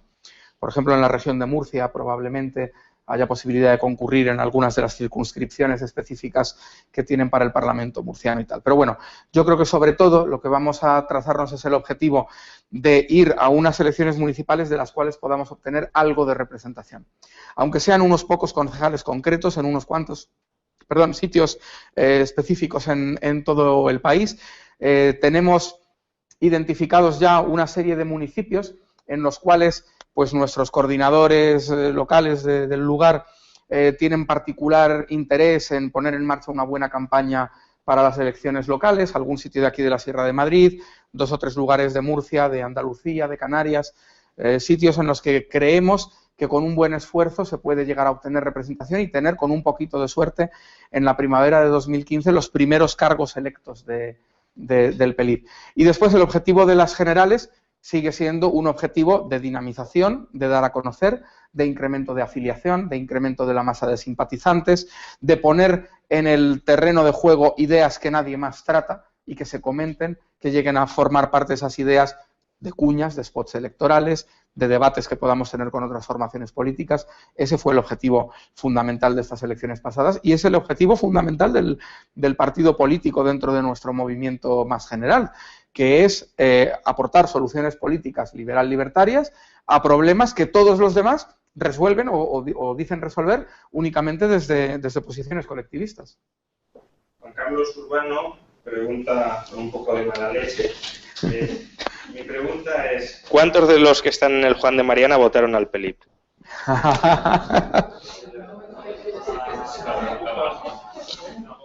Yo creo que muchos, porque tenemos la suerte, y la verdad es que es un gran, yo creo que es un gran activo del PELIP, el tener tantas personas que son miembros del Instituto Juan de Mariana y que cuando vienen a nuestras reuniones pues aportan lo mucho y bueno que en esta institución se hace por el liberalismo y de las ideas que aquí se divulgan y se plasman, y por lo tanto estamos encantados, ¿no?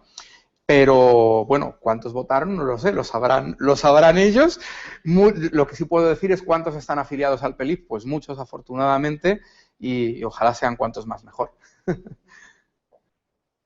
Al hilo de lo que has dicho de la generación y el comentario en Twitter sobre los guiones de cine y las novelas, quería comentarte un hecho y preguntarte si este hecho te ha dado, digamos, a ti razones para ser optimista o pesimista como soy yo. A la persona que ha escrito en Twitter sobre los guiones de cine, si se da cuenta, en los últimos años, en todo el cine de Hollywood y todas las series hay un cambio muy significativo.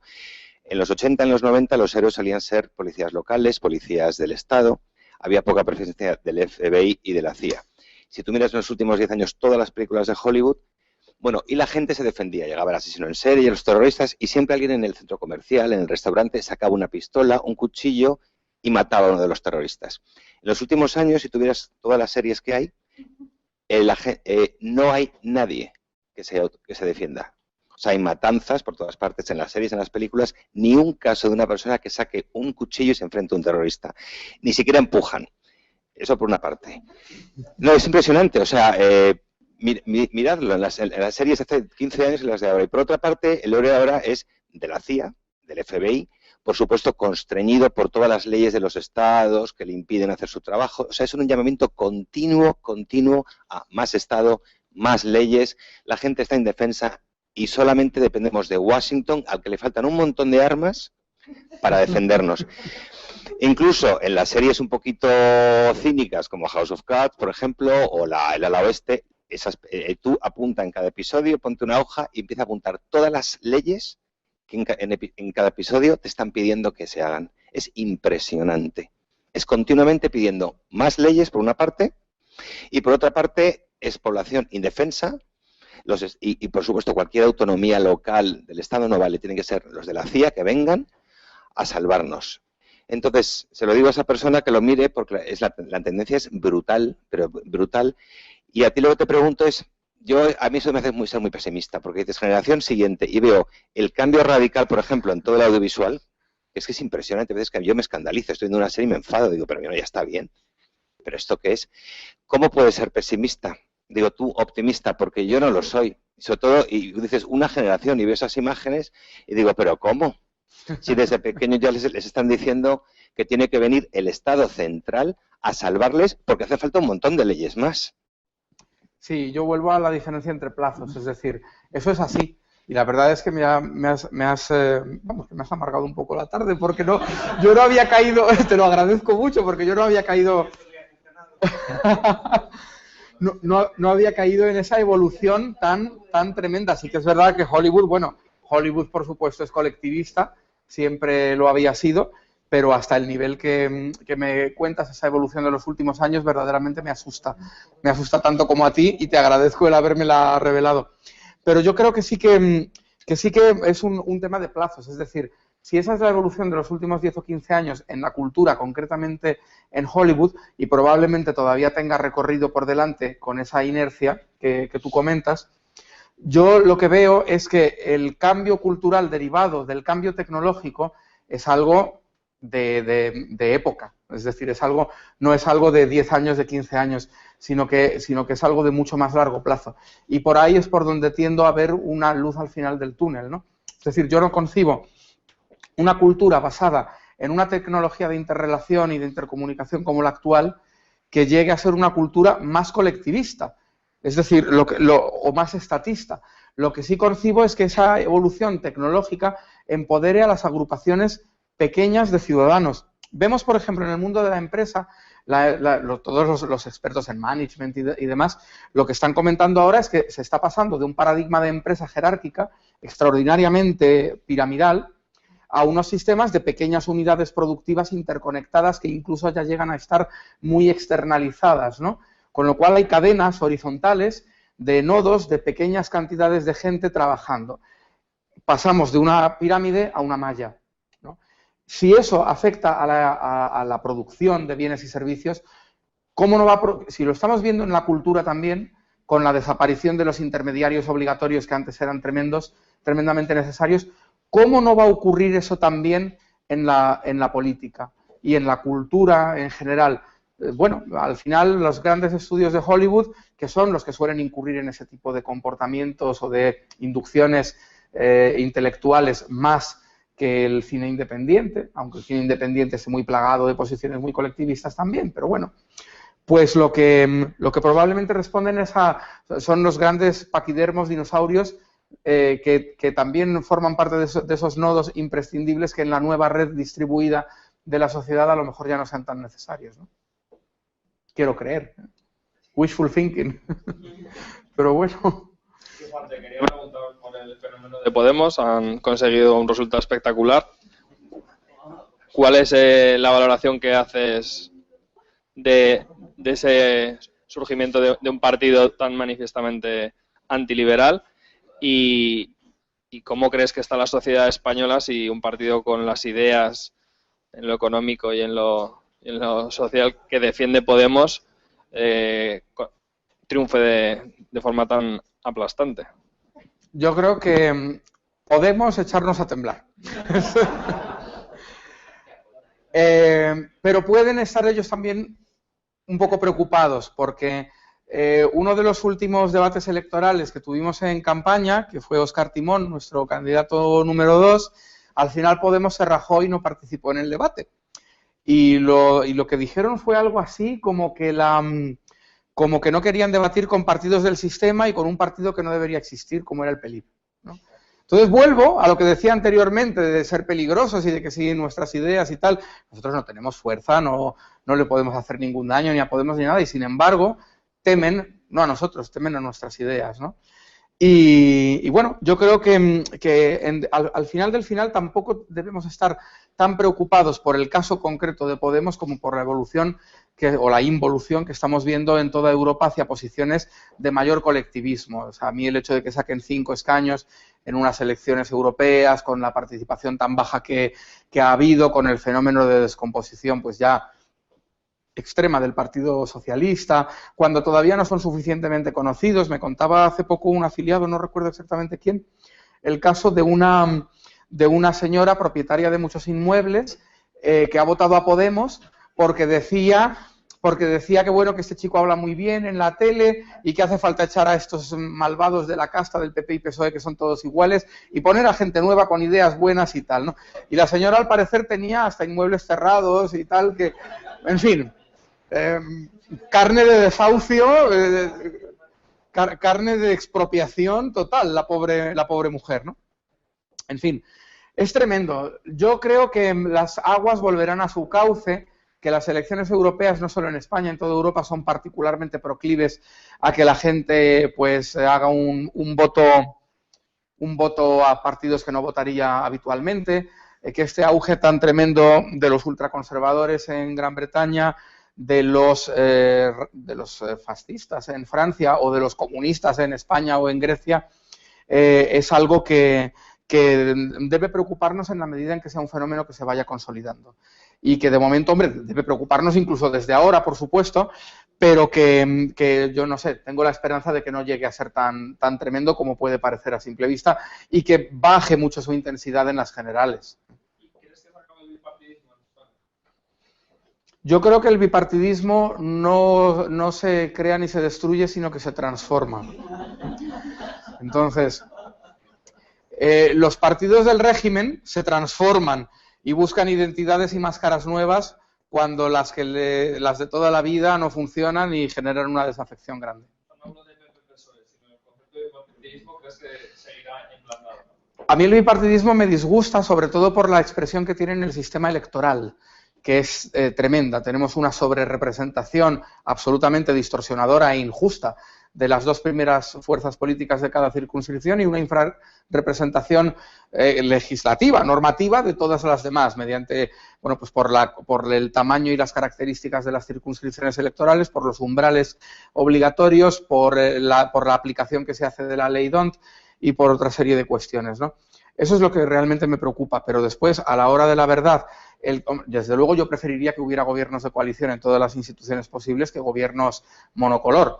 Ya hemos visto que encima en una cultura latina como la nuestra y tal, pues los gobiernos monocolor lo que generan es un cesarismo extremo, sobre todo cuando la democracia interna de los partidos políticos es absolutamente nula y no hay tampoco ningún tipo de normativa de legislación que obligue a que lo sean, ¿no? Pero al final del final, a nivel de ideas, que es lo más importante, pues poco me puede llegar a importar el que en Andalucía gobierne PSOE-IU o que gobierne PSOE-IU-Podemos o PSOE-Podemos. Realmente, o que en un determinado ayuntamiento en primavera de 2015 haya un gobierno monocolor del PP o haya un gobierno de coalición PP-Vox.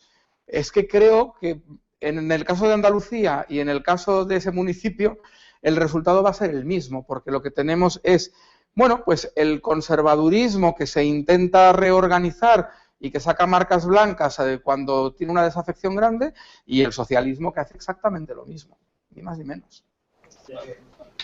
Juan, yo el otro día, hace un par de días, hice una cosa en Twitter diciendo que los contribuyentes debemos montar un movimiento ciudadano que se llamase Pagamos, ¿vale?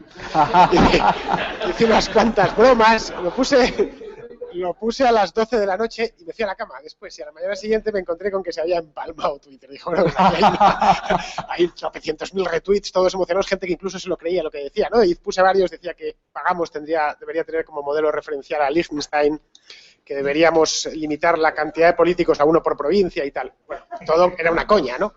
La cosa es que empecé a ver que todavía hoy lo siguen retuiteando, eso del Pagamos, ¿no? Yo creo que el Pagamos español debería ser el PELIP. Ahora bien, para eso deberíais centraros más y no jugar tantas, es decir, no cubrir tantos campos, ¿no?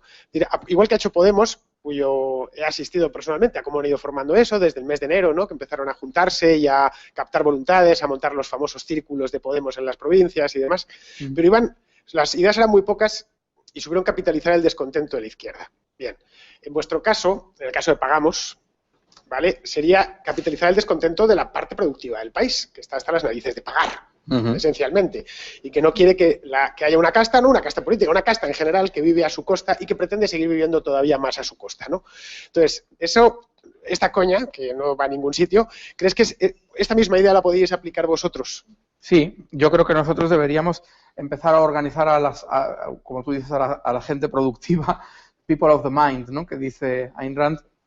Empezar a hablar sobre todo de la posibilidad de una gran huelga de empresarios, que eso es algo que a la izquierda y a los sindicatos siempre les preocupa mucho, ¿no? Estos que incluso creo que no sé si está ni permitido, ¿no? Porque parece ser que los cierres patronales no están, son ilegales, ¿no? Es una barbaridad. Pero sí, es decir, a ver, yo estoy completamente de acuerdo y la idea me encanta, eso es típico tuyo, lo del Pagamos, me gusta mucho. Por esa línea tendremos que terminar yendo, hombre, con cuidado de no incurrir en nada que nos pueda llevar entre rejas, ¿no? Que paguen ellos. No, con su visión fiscal. Tomar un solo punto, por agencia del IBI, y decir, pues este año vamos a promover que haya 1 millón de españoles que no paguen el IBI. Sí, pero si haces eso, los promotores de eso tendrán un grave problema judicial, ¿eh? Pero bueno, sin necesidad de recurrir a ese mecanismo concreto, sí que es verdad que se pueden hacer bastantes cosas en la línea de lo que comenta Fernando, sin duda alguna, ¿no?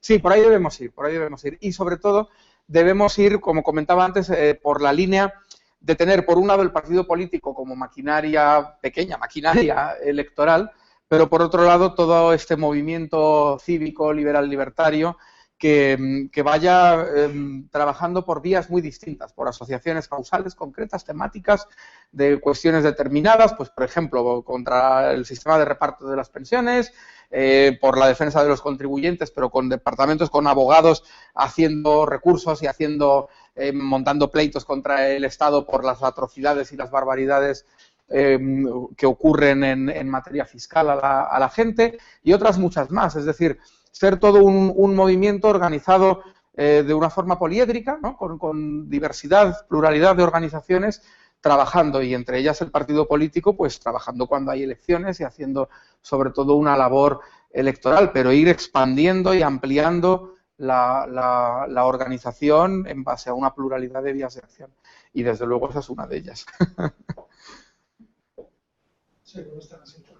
Un comentario muy rápido. No es por, yo soy optimista, como usted, pero por compartir un poco la visión que nos tener antes del pesimismo, se están mostrando gran fe, digamos, que uno de los conductores, digamos, de esta evolución va a ser las nuevas tecnologías y sobre todo la desintermediación a todos los niveles que esto produce.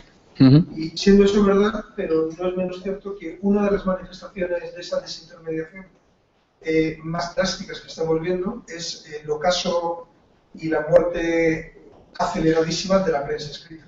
Yo recuerdo, por ejemplo, cuando yo estudié en la facultad, tengo 50 años, la inmensa mayoría de mis compañeros de clase, yo mismo, íbamos con el periódico, cada uno el que le gustara, íbamos con el periódico a clase. Yo llevo dando ahora 7 años clase en la universidad, soy profesor asociado, y creo que no he visto ni un solo periódico en un pupitre.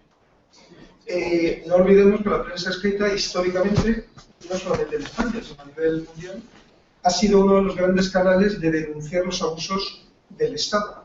Desde el caso Dreyfus hasta el caso de Nixon, hasta aquí en España, pues el caso Gal, el caso Urdangarín, se quedan más recientemente, ¿no? A escala más doméstica. A mí me preocupa mucho, digamos, la desaparición de la prensa escrita, que yo creo que es un fenómeno absolutamente irreversible, y no veo nada que lo sustituya. Es más, yo veo que ahora mismo, a corto plazo, seguramente a medio y largo plazo comparto ese optimismo, pero a corto plazo lo que veo sobre todo en la gente más joven, una mayor vulnerabilidad a mensajes, por ejemplo, como los que decía antes el señor de las series de Hollywood, que es verdad, estoy completamente de acuerdo. Claro. Hombre, yo creo que nuevamente tenemos los dos plazos. El corto plazo pinta muy mal, y el medio incluso. El largo y muy largo, no sé, a lo mejor soy yo que psicológicamente me quiero agarrar a eso, pero de verdad que veo una luz al final de ese túnel, gracias a la tecnología y gracias a que esto es inviable. Entonces, por algún lado tenemos que terminar llegando hacia esa luz del final del túnel, ¿no? Respecto a los medios de comunicación, yo compartiendo el diagnóstico, sin embargo, no me da ninguna pena. Estoy deseando poder firmar el certificado de función de los medios de comunicación, sean en papel, o sean digitales, o sean como sean. A ver, hablo de los medios de comunicación convencionales.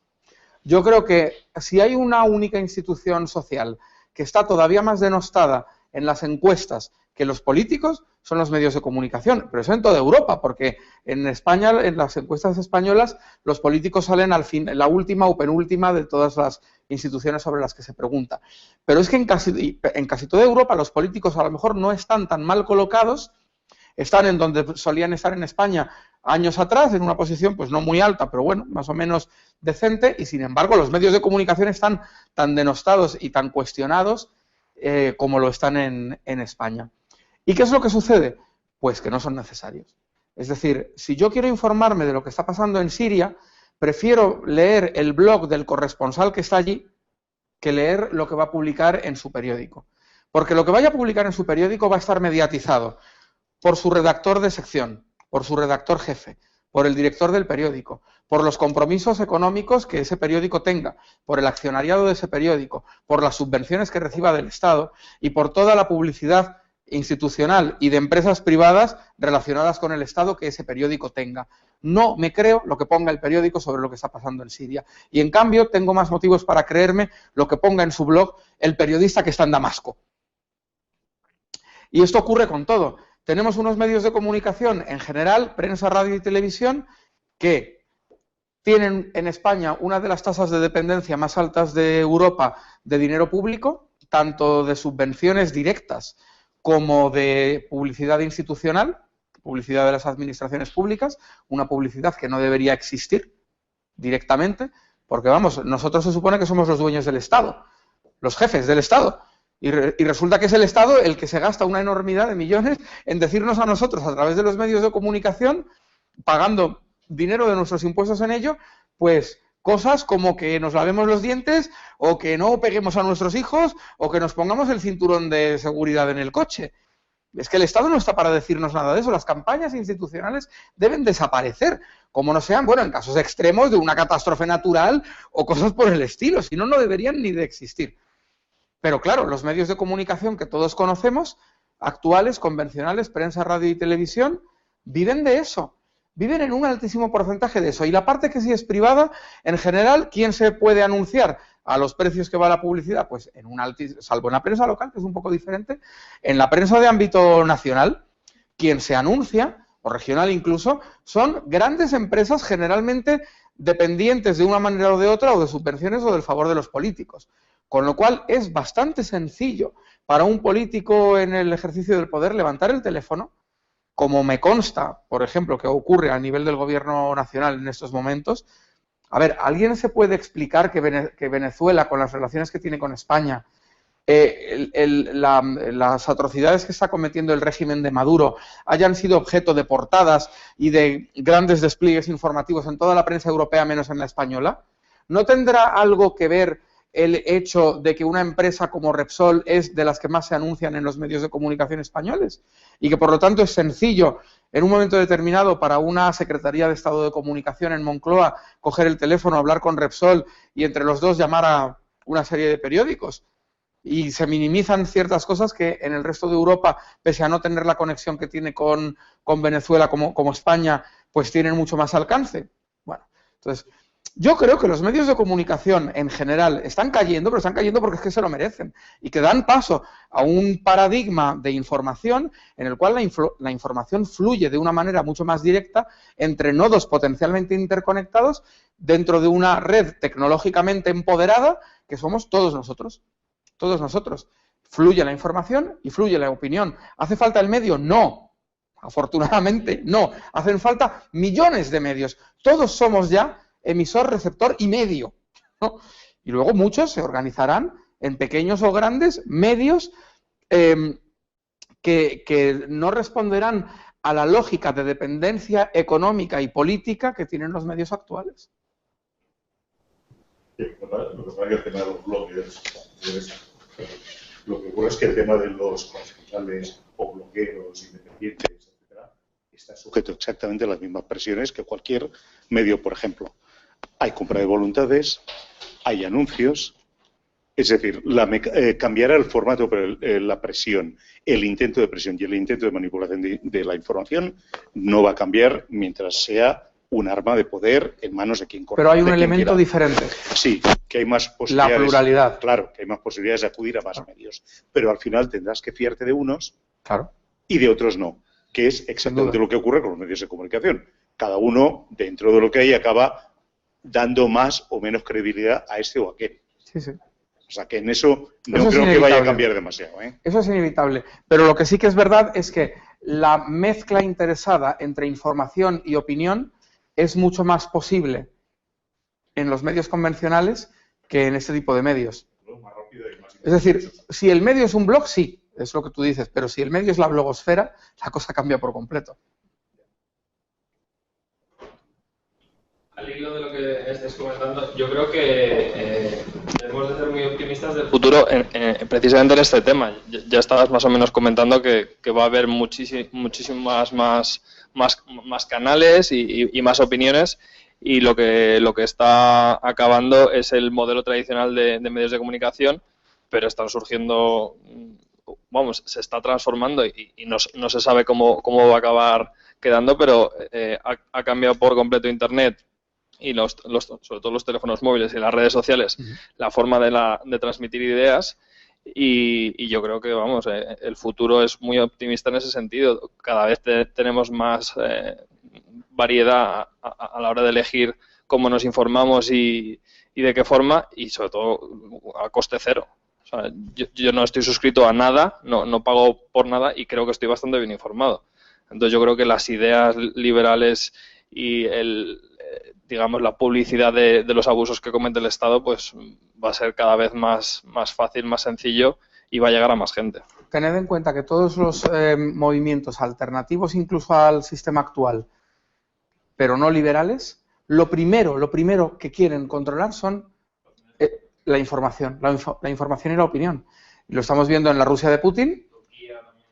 Bueno, lo estamos viendo en Turquía con unas medidas contra sí, que incluso quiso cerrar Twitter. En Corea del Norte no hay. Sí, pero lo estamos viendo en España, donde el gobierno el otro día, en plena campaña electoral, pues van y te sacan unas medidas contra los tuiteros, ¿no? O sea que es todo. Yo veo, el futuro es muy brillante, y en el año 2020 seguramente habrá un sensor que coja nuestras opiniones, las sume, y no habrá políticos para decidir. Pero el problema que veo es en la educación. ¿Qué hacemos con estas generaciones que están descerebradas? Hombre.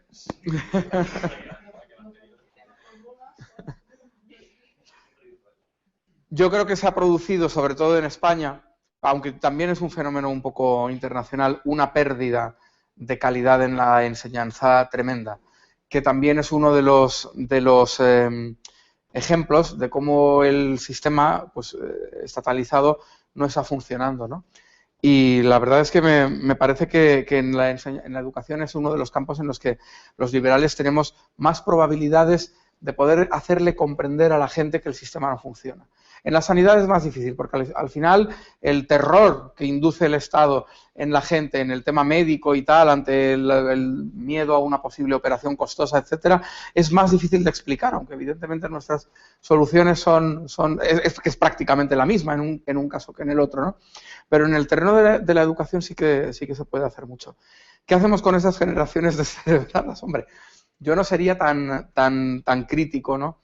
En el sentido de que sí, nos encontramos gente descerebrada todos los días, pero también todos los días nos encontramos a gente con 19 o 20 años con una... Bueno, a lo mejor me los encuentro todos los días porque, claro, muchos están en el peligro, ¿no? Entonces lo tengo más fácil, ¿no? Pero me encuentro gente súper joven que los ves en Twitter, en redes sociales, etcétera, con un nivelazo verdaderamente impresionante, ¿no? Y yo creo que, bueno, pues sí, es verdad que la gran masa colectivista es terrible y es descerebrada y son ovejas, pero ¿qué le vamos a hacer, no? Paso por 2 colegios infantiles y veo los paneles que hay en las vallas y me echo a temblar. Y no me atrevo a ir a un instituto de un pueblo de Galicia porque ni con la policía podría salir. Porque solo por hablar castellano me van a hostiar. Pero si lo malo es lo que les enseñan en los colegios. Lo malo es, por ejemplo, pues ver cómo desde la más tierna infancia les intentan meter el colectivismo en vena. Es terrorífico, pero ya desde las guarderías prácticamente, ¿no?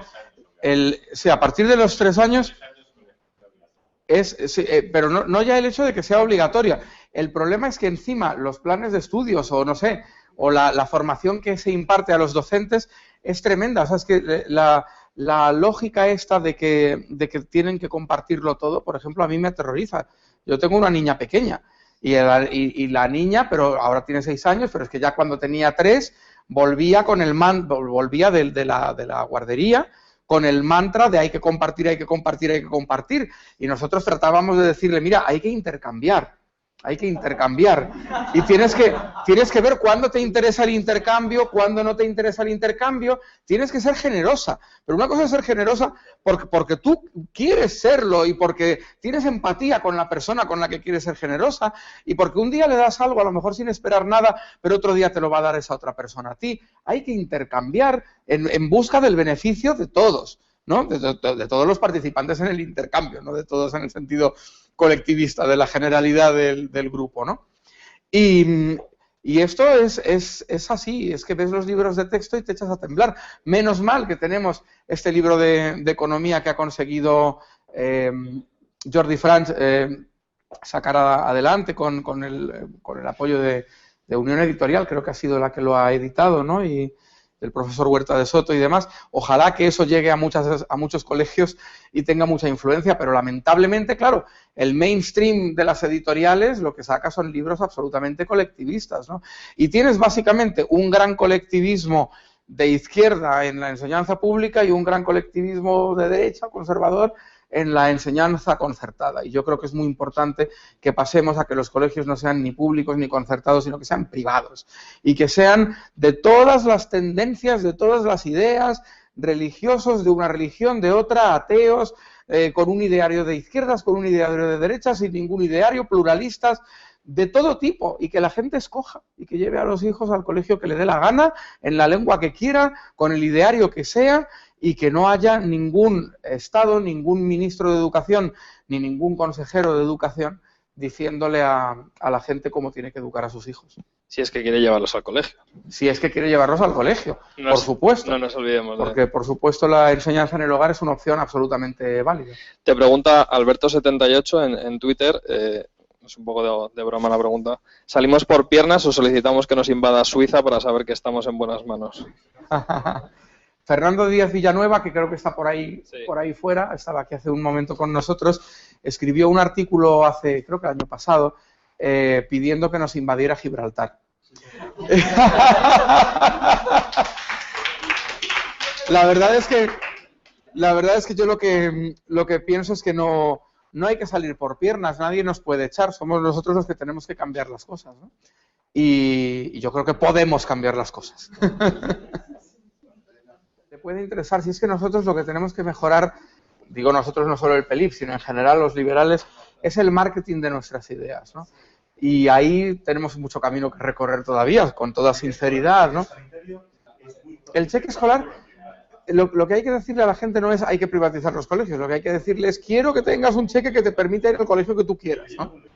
Exactamente. Y con la sanidad es lo mismo, pero la sanidad le da un miedo a la gente terrible, ¿no? Es lo mismo. Claro. Yo siempre trato de explicarlo así, y aún así la gente es reticente, ¿no? El tema es decir, yo quiero que tú puedas llevar a tu hijo al mismo colegio que yo. Yo quiero que tú puedas ir al mismo hospital donde voy yo mismo. Y además, entérate, no me cuesta muy caro. Yo soy una persona de clase media y me permito un seguro sanitario porque me cuesta 100 euros al mes. Es así de sencillo. Las primas son en función de la edad. Y solo te enteras de que es así cuando cumples años. Y entonces te expulsan. Con los años te expulsan de la sanidad privada. Pero esto tiene fácil solución. Tiene que haber una única ley clara que impida que... O sea, es decir, si tenemos por lo menos, nos vamos a cargar el 99% y dejamos una para la sanidad, pues no es sencillo. Además de la página. Coger tu prima en función de toda tu vida. No decir, no, es que tu prima depende de que tienes 72. No, oye, yo tuve también 3 años y no gastaba medicina. Y 18 tampoco. Bueno, muchas gracias, Juan, por la charla y por el debate posterior. Pues bueno, a todos les regalamos un libro y en este caso uno que muy probablemente conozcas y que desde luego para inspirar el programa o parte del programa del PELIP seguro que le viene muy bien, que es La comunicación en una sociedad libre de Albert Esplugas. Muchísimas gracias. Y bueno, pues de nuevo muchas gracias por estar aquí y también a todos vosotros. Muchas gracias, Juan Ramón. Gracias.